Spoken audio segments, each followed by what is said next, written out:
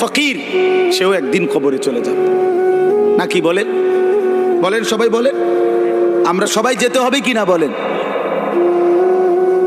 অতএব যেটা নিশ্চিত মৃত্যু, এটাকে ভুলে যাওয়া ঠিক না। আখিরাত নিশ্চিত। কোরআনুল কারীমের মধ্যে আল্লাহ বলছে ওয়াবিল আখিরাতি হুম ইউকিনুন। মুমিন তাকে বলে, মুত্তাকি তাকে বলে, জান্নাতি বান্দা তাকে বলে, মুসলমান তাকে বলে।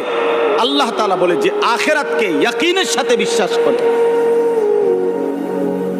ভাষা ভাষা না, ধারণা না, আখিরাত তার ইয়াকিন।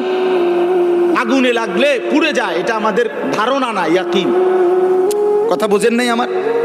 আগুনে পুড়ে যায়, আমরা সবাই ইয়াকিন বিশ্বাস করি। এটা পানিতে ডুবে যায়, এটা আমাদের ইয়াকিন, এটা ধারণা না।